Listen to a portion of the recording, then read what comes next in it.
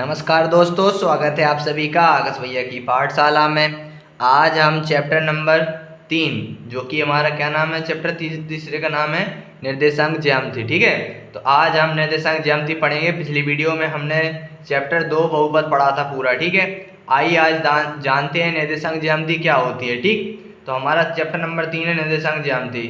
तो जान लेते हैं कि निर्देशांक ज्यामिति क्या होती है। ठीक है, आज हम इस वीडियो में जानेंगे कि निर्देशांक ज्यामिति क्या होती है, कैसे बनती है, और ऐसे हम निर्देशांक ज्यामिति के जितने भी बेसिक कॉन्सेप्ट होंगे आज हम उन सभी को जान लेते हैं। ठीक है, आइए जानते हैं निर्देशांक ज्यामिति का क्या अर्थ होता है। ठीक है, तो हम जानते हैं निर्देशांक ज्यामिति का अर्थ क्या होता है, आइए सीखते हैं।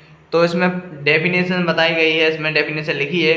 निर्देशांक ज्यामिति एक ऐसी प्रणाली है जिसमें हम समतल पर बिंदुओं की स्थिति का वर्णन करने के लिए क्रमित संख्याओं के युग्म का प्रयोग करते हैं या उपयोग करते हैं। ठीक, तो यानी इसमें बताया गया है, जैसे मान लो कोई भी समतल है, क्या है, जैसे मान लो हमारे पास एक समतल जगह है।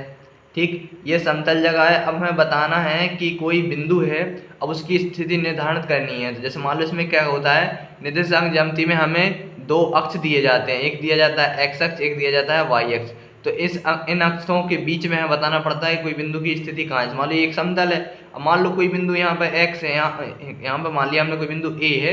अब ये बिंदु यहाँ पर उपस्थित है, तो हम इसे कैसे निर्धारण करेंगे कि कहाँ पर है। तो इसे कहते हैं भुज कॉमा कोटि, यानी x comma y, x dash comma y dash बोलते हैं। तो ये जो अक्ष होते हैं x और y, इन दोनों के बीच में जो, यानी a वाला जो x अक्ष होता है, y अक्ष होता है, इनके बीच में जो हमारे बिंदु होते हैं या संख्या होती हैं, तो उनको क्या, उनकी स्थिति का जो वर्णन करते हैं वो क्या कहलाता है, हमारा निर्देशांक ज्यामिति। ठीक है, तो आइए इसके बेसिक कॉन्सेप्ट जान लेते हैं।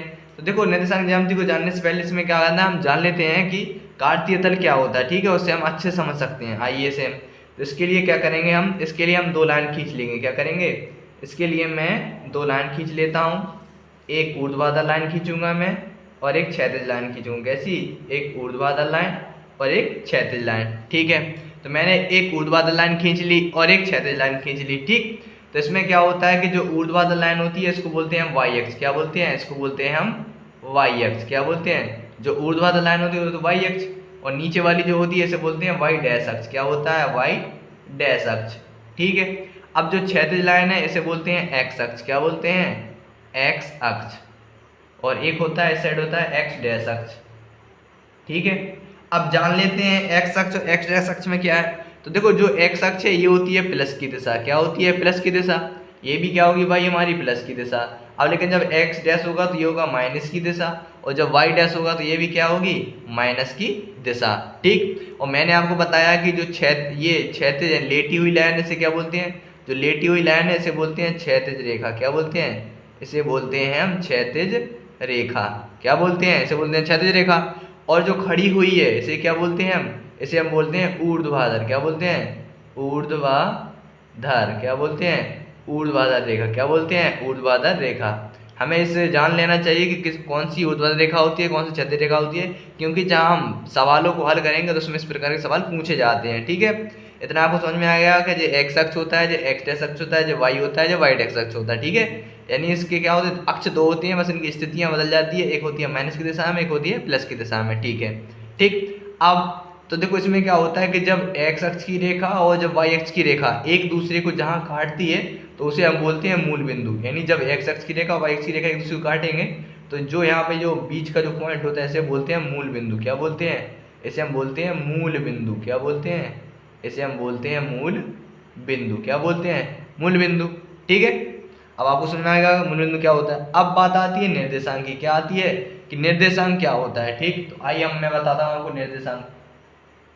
तो सूत्र होता है निर्देशांक बराबर, आप लोग याद कर लीजिए, निर्देशांक बराबर सूत्र होता है भुज कॉमा कोटि। क्या होता है बेटा, भुज कॉमा कोटि। निर्देशांक बराबर सूत्र होता है भुज कॉमा कोटि। अब जो भुज होता है, भुज चलता है एक्स अक्ष पर। किस पर चलता है, जो भुज होता है वो चलता है एक्स अक्ष पर। किस पर चलता है, एक्स अक्ष पर, कॉमा, और जो कोटि होती है वो चलती है हमारी वाई अक्ष पर। किस पर चलती है, वाई अक्ष पर। ठीक है, तो आपको समझ में आ गया कि जो निर्देशांक होता है, निर्देशांक सूत्र होता है भुज कॉमा कोटि। भुज चलती है एक्स अक्ष पर, कोटि चलेगी हमेशा वाई अक्ष पर। ठीक, तो अब जो मूल बिंदु होते हैं, तो यदि हम बात करें कि मूल बिंदु के निर्देशांक बताइए, तो मूल बिंदु के निर्देशांक होते हैं बेटा 0, जीरो।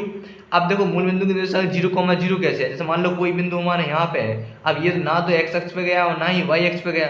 अब जब ना एक्स पे जा रहा ना वाई पे जा रहा, कहीं नहीं जा रहा, तो कहाँ है, अपनी उदासीन दिशा में है, नहीं अकेला कहीं नहीं जा रहा। जब कहीं नहीं जा रहा तो क्या होगा, 0,0, ना ही एक्स अक्ष पे चला और ना ही वाई अक्ष पे चला। ठीक है, तो समझ में आ गया होगा। अब जैसे मान लो हमने कह दिया कि कोई बिंदु है जो कि यहाँ पर, जैसे मान लो मैंने बी ले लिया बिंदु। अब बी बिंदु ले लिया, उसके हमने निर्देशांक दे दे यहाँ पे। जैसे मान लो यहाँ पे ये हमारी ये लाइन है, क्या है, आपने संख्या रेखा पढ़ी होगी संख्या 6 में, तो ये संख्या रेखा है हमारी। ठीक है, ये वाई अक्ष पे है, ये यहाँ पे मान लिया 1 2 3 4 5। ठीक, ऐसे 1 2 3 4 माइनस में इस साइड, और इस साइड 1 2 3। हमने बोल दिया इस साइड हमारा कोई बिंदु बी है। अब जैसे मान लो इसकी निर्देशांक दे रहा 3, सॉरी इसकी दे रहा -3,2 दे रहा है। जैसे मान लो -3,2 दे रहा है, तो यानी -3 कहाँ है, यहाँ है, और 2 क्या है, यहाँ है। तो इस बिंदु की स्थिति इस प्रकार होगी, इस प्रकार यहाँ पे क्या होगा, बिंदु बी होगा। ठीक, मैं और आपको डीपली समझाऊंगा बड़े डायग्राम में, तो आपको समझ में आ जाएगा। तो आपको इतना समझ में आ गया होगा कि एक्स अक्ष क्या होता है, वाई अक्ष क्या होता है। जो खड़ी हुई रेखा होती है उसे ऊर्ध्वाधर रेखा बोलते हैं, जो लेटी होती है उसे क्षैतिज रेखा। और जब जो ऊर्ध्वाधर रेखा और क्षैतिज रेखा एक दूसरे को काटते हैं तो उसे बोलते हैं हम क्या, मूल बिंदु। क्या बोलते हैं, मूल बिंदु। और मूल बिंदु के निर्देशांक क्या होते हैं, 0,0। ठीक है, इतना आपको समझ में आ गया। अब एक चीज़ और समझिए कि जब मैं आपको एक दूसरे डायग्राम में समझा दूंगा तो उससे और आपको समझ में आ गया। मैंने कहा है इतना तो आपको समझ में आ गया कि एक्स अक्ष ऊर्ध्वाधर क्या होते हैं। ठीक, इतना आगे समझ में। अब बात करेंगे एक दूसरे डायग्राम में, आपको बताता हूँ, आपको उसमें और अच्छा समझ में आएगा। मैं दूसरा डायग्राम ले लेता हूँ, देखो इससे आपको समझ में आ जाएगा। तो जैसे मैंने मान लो दूसरा डायग्राम ले रहा हूँ, उसमें आपको समझ में आ गया। इस दूसरे डायग्राम में मैं आप क्या करता हूँ, एक ऊर्ध्वाधर रेखा क्षैतिज रेखा ले लेता हूँ। ठीक है, तो आपको इससे और क्लियर हो जाएगा। आइए अब मैं बताऊंगा चतुर्थांश क्या होते हैं। अभी तक तो हमने जान लिया ऊर्ध्वाधर रेखा क्षैतिज रेखा क्या होती है। अब हम जानते हैं कि क्या होता है चतुर्थांश। ठीक है, मैं आपको ज़्यादा अलग अलग डायग्राम बनाऊंगा तो उससे आपको क्लियरिटी आ जाएगी कि क्या होते हैं चतुर्थांश। ठीक है, तो इतना तो आपको समझ में आ गया होगा कि यहाँ पे क्या होता है, यहाँ पर होता है हमारा एक्स अक्ष। क्या होता है, एक्स अक्ष। यहाँ पर होता है हमारा एक्स डैश अक्ष। क्या होता है, एक्स डैश अक्ष। और यहाँ पर होता है हमारा वाई अक्ष। क्या होता है, वाई अक्ष। और नीचे की ओर क्या होता है, वाई डैश अक्ष। क्या होता है, वाई डैश अक्ष। अब डैश अक्ष का मतलब क्या होता है, माइनस की दिशा, और एक्स अक्ष मतलब प्लस की दिशा। अब देखो इसमें क्या होता है कि जब हमारे एक्स अक्ष की रेखा और वाई अक्ष की रेखा, यानी एक एक्स अक्ष की रेखा एक वाई अक्ष की रेखा, यानी एक्स अक्ष की रेखा और वाई अक्ष की रेखा द्वारा घेरा गया जो स्थान होगा, यानी घेरा गया स्थान या घेरा गया भाग, यानी एक्स अक्ष की रेखा और वाई अक्ष की रेखा द्वारा घेरा गया स्थान चतुर्थांश कहलाता है। क्या कहलाता है, ये कहलाता है हमारा चतुर्थांश। क्या कहलाता है, चतुर्थांश। ठीक, जब एक्स अक्ष की रेखा और वाई अक्ष की रेखा द्वारा जो भाग घेरा जाएगा, यानी इतना जो भाग घेरा जाएगा इतना इतना, तो क्या कहलाएगा, चतुर्थांश। ठीक, अब चतुर्थांश भी 4 होंगे क्योंकि 1 2 3 4 इस प्रकार। इसे बोलते हैं हम प्रथम चतुर्थांश। ठीक, इसे बोलते हैं फर्स्ट चतुर्थांश। इस साइड आएंगे तो ये होता है हमारा द्वितीय चतुर्थांश। क्या होता है, इसे बोलेंगे द्वितीय चतुर्थांश, द्वितीय चतुर्थांश या सेकंड चतुर्थांश। ठीक, तो और इस साइड आएंगे तो इसे बोलेंगे तृतीय चतुर्थांश। क्या बोलेंगे, इसे बोलेंगे तृतीय चतुर्थांश। क्या बोलेंगे, तृतीय चतुर्थांश। और यहाँ पर जो आएगा इसे बोलेंगे फोर्थ चतुर्थांश या चतुर्थ चतुर्थांश, इसे बोले चौथा चतुर्थांश। ठीक है, अब जो चतुर्थांश होते हैं, ठीक, अब जो चतुर्थांश होते हैं तो इनके भी प्लस माइनस के चिन्ह होंगे। ठीक, तो देखो मैंने आपको बताया है कि जो एक्स अक्ष की रेखा, एक्स अक्ष होता है ये होता है प्लस की दिशा में। ठीक, और जो एक्स डैश होता है ये होता है माइनस की दिशा में, और जो वाई अक्ष होता है ये होता है प्लस की दिशा में, और जो वाई डैश होता है ये होता है माइनस की दिशा में। ठीक है, आइए जानते हैं। तो मैंने आपको बता चुका हूँ कि जब निर्देशांक निकालते हैं तो क्या होता है, भुज कौमा कोटि। जैसे मान लो हमें बताना है कि जो वाला प्रथम चतुर्थांश है तो प्रथम चतुर्थांश के चिन्ह क्या क्या होंगे। तो पहले क्या होता है, भुज कौमा कोटि, यानी पहले चलेगा एक्स अक्ष पे फिर चलेगा वाई अक्ष पे। तो इसके जो प्रथम चतुर्थांश होते हैं इसके चिन्ह होते हैं प्लस कॉमा प्लस। ठीक, जब प्लस कॉमा प्लस आएगा तो वो बिंदु किस में होगा, प्रथम चतुर्थांश में होगा। अब कैसे होगा कि देखो पहले एक्स अक्ष पे गया प्लस में, और फिर वाई अक्ष पे किस में गया, प्लस में। अब आइए द्वितीय चतुर्थांश। तो द्वितीय चतुर्थांश मैंने आपको बताया पहला भुज कौमा कोटि। तो भुज क्या है हमारी, भुज होती है एक्स अक्ष पे, तो भुज एक्स अक्ष पे कितना जाएगा, माइनस के, तो पहले आएगा हमारा माइनस। ठीक, अब कोटि आएगी वाई एक्स पे कितने में है, प्लस में, तो क्या आएगा माइनस प्लस, ये होगा द्वितीय चतुर्थांश। अब तृतीय में आएंगे, देखो हम पहले देखेंगे एक्स अक्ष पे माइनस में, तो क्या आएगा माइनस कॉमा। इसके बाद वाई डैश क्या है, ये भी माइनस में, तो यहाँ पे क्या आएगा माइनस, यानी जब माइनस माइनस होगा तो वह बिंदु किस में होगा, तृतीय चतुर्थांश में। अब आ जाइए चौथे में। चौथे में क्या कह रहे हैं, पहले होगा एक्स अक्ष फिर होगा वाई डैश अक्ष। तो एक्स अक्ष क्या होगा प्लस और फिर क्या होगा माइनस। तो जब बिंदु के निर्देशांक माइनस कॉमा प्लस में होंगे, किसमें होंगे प्लस कॉमा माइनस में होंगे, तो वह चौथे चतुर्थांश में होगा बिंदु। कहाँ पर होगा, तो वह जो बिंदु होगा वो चौथे चतुर्थांश में होगा। ठीक है, तो आपको समझ में आ गया। तो मैंने आपको जितना भी अभी बताया है कि मैंने आपको बताया कि एक्स अक्ष वाई अक्ष ऊर्ध्वाधर वगैरह, और ये हमने जो चतुर्थांश बताए हैं, ठीक। तो इन कुल मिला के ये जो पूरा होता है, यानी यदि मैं इन दोनों को कंबाइन करके आपको समझाऊं तो ये जो पूरा भाग होता है, यानी जो हमारा इतना जो भाग रहेगा, ये पूरा भाग इतना जो पूरा भाग होगा इसे हम बोलते हैं कार्तीय तल। क्या बोलते हैं, ये जो हमारा पूरा भाग होगा इसे हम बोलते हैं कार्तीय तल। क्या बोलते हैं, इसे हम बोलते हैं कार्तीय तल। ठीक है, आपको समझ में आ गया कार्तीय तल किसे कहते हैं। ठीक, मैं आशा करता हूँ आप सभी को मैंने जितना ये टॉपिक समझाया है कि क्या होते हैं ऊर्ध्वाधर रेखा, क्या होती है क्षैतिज रेखा, क्या निर्देशांक होते हैं और क्या चतुर्थांश होते हैं। ठीक है, इतना आपको क्लियर हो गया होगा। ठीक, और इसमें आपको एक दो चीज़ और बता दूं मैं, क्योंकि अब आपके एग्जाम जो होंगे वो एमसीक्यूज टाइप के होंगे। ठीक, तो उसमें कुछ प्रश्न पूछ लिए जाते हैं। ठीक, जैसे मान लो मेरे पास एक क्वेश्चन आया, क्या आया, मेरे पास क्वेश्चन आया कि एक्स अक्ष के लिए समीकरण क्या होगा। मैंने बोल दिया एक्स अक्ष, मैंने पूछा एक्स अक्ष के लिए समीकरण क्या होगा। एक्स अक्ष के लिए समीकरण, एक्स अक्ष के लिए समीकरण y बराबर क्या होगा। एक्स अक्ष के लिए समीकरण, एक्स अक्ष के लिए समीकरण y बराबर क्या होगा, यानी एक्स अक्ष के लिए समीकरण क्या होगा, इतना बोल दें तो भी चल जाएगा। एक्स अक्ष के लिए समीकरण क्या होगा। ठीक, तो यदि ऐसा पूछा जाए कि एक्स अक्ष के लिए समीकरण क्या होगा, तो आज का आंसर या सॉल्व आंसर लिखेंगे, इसका होता है y बराबर 0। क्या होता है, y बराबर 0। अब कैसे, उन्होंने ये कहा है कि एक्स अक्ष के लिए समीकरण क्या होगा, यानी एक्स अक्ष की तो बात कर रहे हैं, यानी कोई बिंदु है वो सिर्फ एक्स अक्ष की दिशा पर है, यानी एक्स अक्ष पर ही स्थित है, वाई अक्ष पर नहीं जा रहा है। तो जब भी एक्स अक्ष के लिए समीकरण पूछा जाए तो y बराबर 0 होता है। और जब y अक्ष के लिए समीकरण पूछा जाएगा इसके लिए, और जब y अक्ष के लिए समीकरण क्या, जब बात की जाए y अक्ष के लिए समीकरण, किसकी बात करेंगे, हम करेंगे y अक्ष के लिए समीकरण। मैंने लिख दिया y अक्ष के लिए समीकरण क्या होगा। क्या लिखा, मैंने लिखा कि y अक्ष के लिए समीकरण क्या होगा। तो आप इसका आंसर लिख देंगे या सॉल्व, इसका आंसर लिखेंगे x बराबर 0। क्या लिखेंगे, इसका आंसर लिखेंगे x बराबर 0। और जब y एक्स अक्ष के लिए पूछे तो y बराबर 0, और जब y अक्ष के लिए पूछे तो x बराबर 0। ठीक है, तो मैं ऐसा करता हूँ आपको इतना समझ में आ गया होगा। ठीक, आइए अब लगाते हैं हम अपनी प्रश्नावली। ठीक है, आइए, तो आप देख सकते हैं हमारी पहले प्रश्नावली ये है। ठीक, आइए, तो पहला सवाल क्या है हमारा, प्रश्नावली 3.1 का हमारा पहला सवाल है कि एक अन्य व्यक्ति को आप अपने अध्ययन मेज पर रखे टेबल लैंप की स्थिति किस प्रकार बताएंगे। ठीक है, आइए लगाते हैं। जो हमारी प्रश्नावली 3.1 है इसका पहला सवाल मैंने लिख लिया है। ठीक, तो पहले सवाल में क्या कहा गया है, पहले सवाल में कहा गया है कि एक अन्य व्यक्ति को आप अपने अध्ययन मेज पर रखे टेबल लैंप की स्थिति किस तरह बताएंगे। ठीक है, तो जैसे मान लो हम जिस पर पढ़ रहे हैं, अध्ययन स्टडी मतलब जिस पर हम पढ़ाई करते हैं, जैसे मान लिया मेरे पास एक टेबल है। ठीक है, अब इस टेबल में मेरी एक लैंप रखी है। क्या रखी है, इस पर मेरी एक लैंप रखी। अब ये लैंप रखी है, जैसे मान लो मेरे पास एक कोई फ्रेंड आ गया, कोई आ गया, मुझे बतानी ये जो लैंप है इसकी स्थिति क्या है, कहाँ पर रखी है। ठीक, तो इसके लिए क्या करना पड़ेगा, इसके लिए हमें इसकी एक ऊर्ध्वाधर एक क्षैतिज पे मानना पड़ेगा। ठीक, कोर माननी पड़ेगी।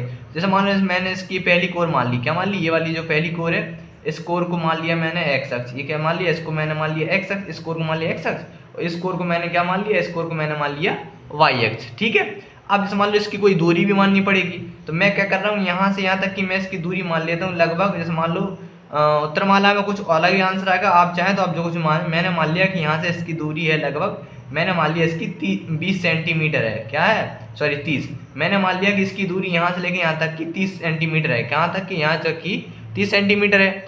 और यहाँ से यहाँ इसको हम यहाँ पे नापेंगे इसकी ओर, ऊपर की ओर। तो मैंने मान लिया कि यहाँ से इसकी दूरी है 20 सेंटीमीटर। कितनी है, मैंने मान लिया इसकी यहाँ तक की दूरी है 20 सेंटीमीटर, यहाँ तक की मैंने मान ली 30 सेंटीमीटर। ठीक, तो मुझे बतानी है, तो हम यहाँ पर लिखेंगे लैंप की स्थिति।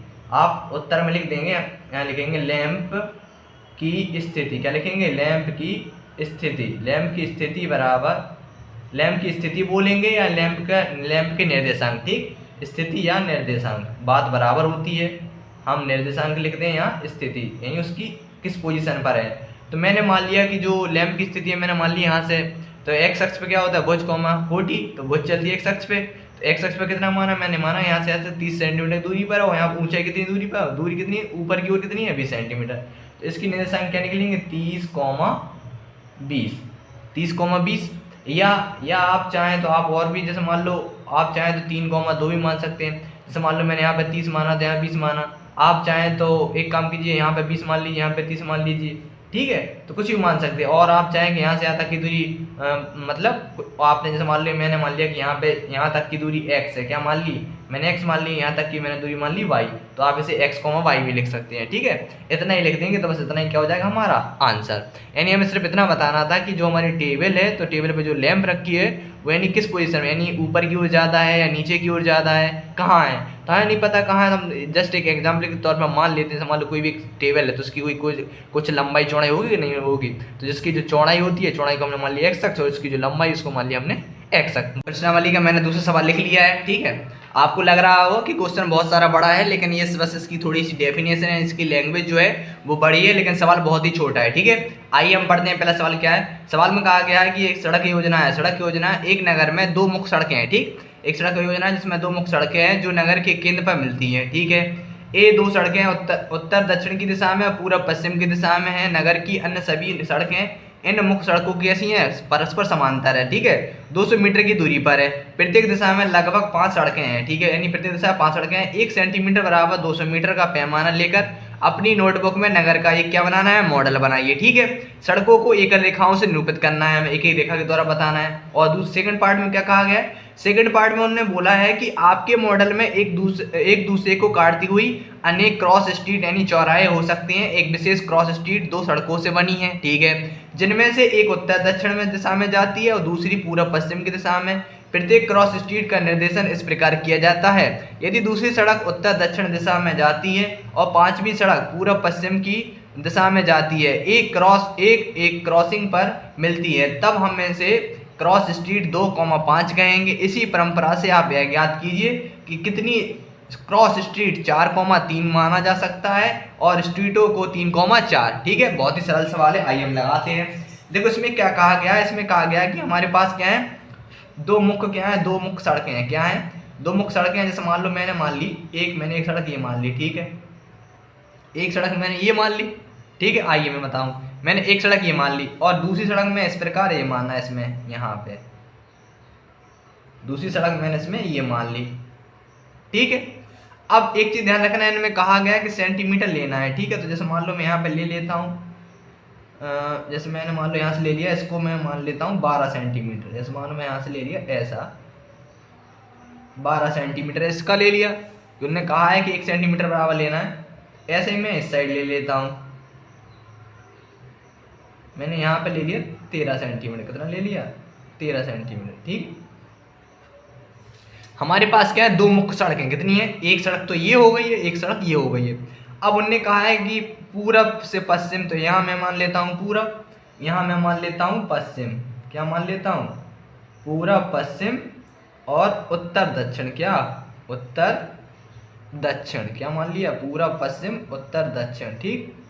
तो अब देखो जो 4 दिशाएं हैं, हमें ये भी पता है कि इसे हम बोलते हैं एक्स अक्ष, क्या बोलते हैं इसे हम बोलते हैं एक्स अक्ष, इसे हम बोलते हैं वाई अक्ष, क्या बोलते हैं वाई अक्ष, और इसे क्या बोलते हैं वाई डैश अक्ष, क्या बोलते हैं वाई डैश अक्ष, इसे हम बोलते हैं एक्स डैश अक्ष, क्या बोलते हैं एक्स डैश अक्ष, ठीक है। इतना हम क्लियर हो गया होगा, ठीक है। तो अब इसमें क्या करना है, हमें सड़कें बतानी है। हमने ये कहा है कि जो हमारी प्रत्येक सड़कें हैं, प्रत्येक सड़कों की 5 सड़कें हैं, क्या है, देखो उसमें कहा गया है कि 2 मुख्य सड़कें हैं जो नगर के केंद्र पर मिलती हैं। ये 2 सड़कें देखो उत्तर दक्षिण की दिशा में, पूर्व पश्चिम की दिशा में। नगर की अन्य सभी मुख्य सड़कों के परस्पर 200 मीटर की दूरी पर हैं। प्रत्येक दिशा में लगभग 5 सड़कें हैं, कितनी सड़कें हैं 5। तो देखो इसमें हम क्या करेंगे, इसमें 1-1 सेंटीमीटर है, ठीक। तो मैं यहाँ पे बना लेता हूँ 1-1 सेंटीमीटर पर, जैसे मान लो मैंने यहाँ बना लिया 1-1 सेंटीमीटर पर। देखो मैं आपको बना के बताता हूँ। जैसे मान लो मैंने मान लिया यहाँ पर 1 सेंटीमीटर ये है, ठीक है, 1 सेंटीमीटर एक है हमारा, एक ये है, एक ये है, ठीक है। इसी प्रकार मैं मान लेता हूँ एक ये है, एक ये है, एक ये है और एक ये है, ठीक है। तो मैंने मान ली मेरी 5 सड़कें हैं, 5 मुख्य सड़कें, तो मेरी 5 मुख्य सड़कें हैं, ठीक है। तो ये हो गया हमारी क्या उत्तर से दक्षिण की ओर, एक सड़क मेरी ये हो गई, ठीक है, एक सड़क मार्ग ये ऐसा हो, कितनी सड़क है, 5 है, कितने मार्ग हैं, 5।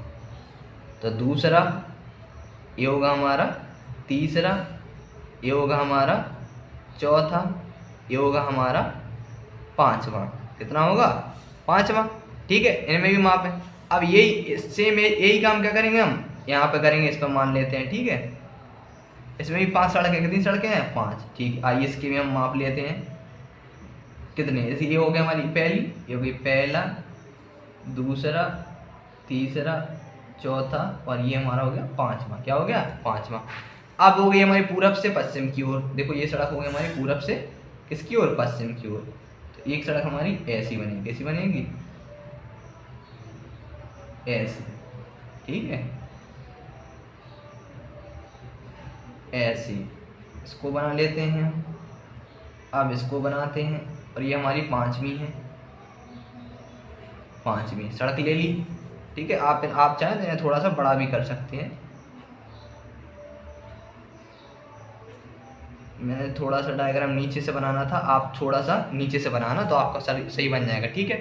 तो हम चाहें इसका लिख देंगे, इसको क्या लिखेंगे, मार्ग 1, क्या लिख सकते हैं, इसको मार्ग 1 लिख दे, इसको लिख देंगे मार्ग 2, इसको लिख दीजिए आप मार्ग 3, क्या लिख दीजिए, मार्ग 3, इसे आप लिख दीजिए मार्ग 4, इसे आप लिख दीजिए मार्ग 5, कितने लिख दीजिए, 5, ठीक है। अब एक चीज़ ध्यान रखना, ये जो हैं सारे कितनी है, 200 मीटर की दूरी पर है। तो यहाँ पे मान लो मैंने मान लिया 1, यहाँ पे है 2, यहाँ पे 3, यहाँ पे 4, यहाँ पे 5, ठीक।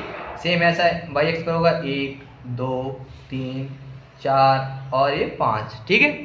मैंने यहाँ पे बता दिया कि 1 2 3 4 5 सड़कें होंगी, ठीक। आप चाहें तो यहाँ पे भी लिख देना, इसे लिख सकते हैं हम मार्ग 1, इसे लिख सकते हैं हम मार्ग 2, ठीक है, इसे हम लिख सकते हैं मार्ग 3, इसे लिख सकते हैं हम मार्ग 4, और इसे हम लिख सकते हैं मार्ग 5, ठीक है।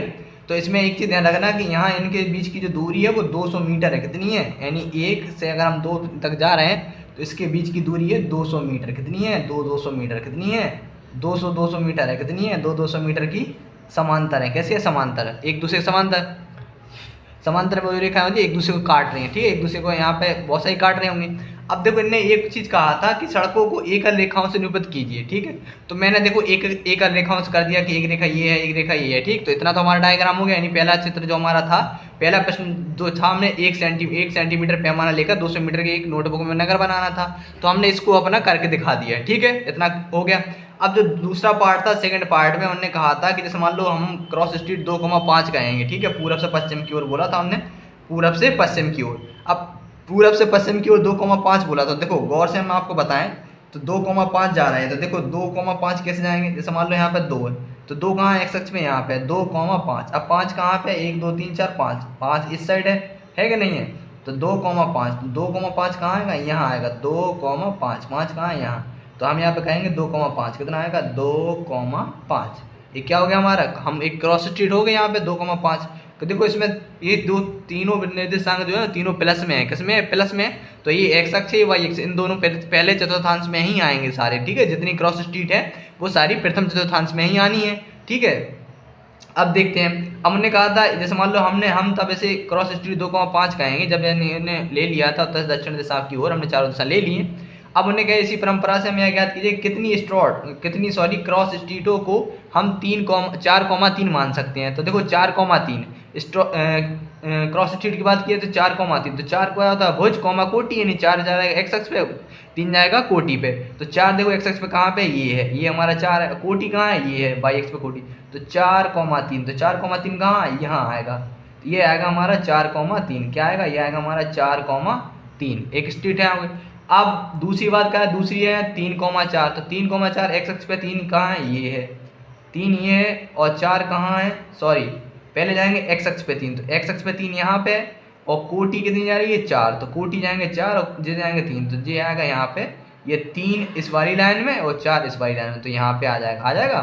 इसे क्या लिखेंगे, हम इसे लिखेंगे 3,4। ये क्या हो गई, हमारी एक क्रॉस स्ट्रीट हो गई। अब उन्होंने ये भी पूछा था कि हमारी कितनी क्रॉस स्ट्रीटें होंगी, ठीक है। तो हम यहाँ पे लिखेंगे अकेली, क्या लिखेंगे, के वाले, क्या लिखेंगे, के वाले। तो यहाँ पे हम आप चाहें तो यहाँ पे आंसर लिख देना, आंसर हम लिख देना कि 3,4 बा 4,3 क्रॉस स्ट्रीट, क्या लिखेंगे, क्रॉस स्ट्रीट, क्या लिखेंगे, क्रॉस स्ट्रीट है क्रॉस स्ट्रीट है, केवल एक एक होंगी, क्या होंगी, केवल एक एक होंगी, क्या होंगी, केवल एक एक होंगी। ठीक है, इतना क्या हो गया हमारा आंसर। ठीक है, तो मैं आशा करता हूँ आप सभी को सवाल समझ में आ गया। कुछ भी कठिन सवाल नहीं है। आप इस सवाल को, यदि आपको समझ में नहीं आ रहा है तो आप सवाल दोबारा रिवाइंड कीजिए, दोबारा देखिए, आपको समझ में आ जाएगा। बहुत ही सरल सवाल है, बस आपको सवाल देखने में बड़ा रहेगा लेकिन सवाल है बहुत छोटा। ठीक है, तो हमारी जो प्रश्नावली थी 3.1 हमने इस वीडियो में से पूरा कंप्लीट कर लिया है। अब बाकी की जो हमारी दूसरी एक्सरसाइज है इसे हम पढ़ेंगे नेक्स्ट वीडियो में। ठीक है, तो मैं आशा करता हूँ आप सबको सवाल समझ में आ गए होंगे। यदि आपको समझ में नहीं आया तो आप वीडियो को दोबारा देखिए, और यदि आप चैनल पर नए आए हैं तो चैनल को सब्सक्राइब कीजिए, और जितना हो सके ज़्यादा से ज़्यादा अपने फ्रेंड्स के साथ शेयर कीजिए।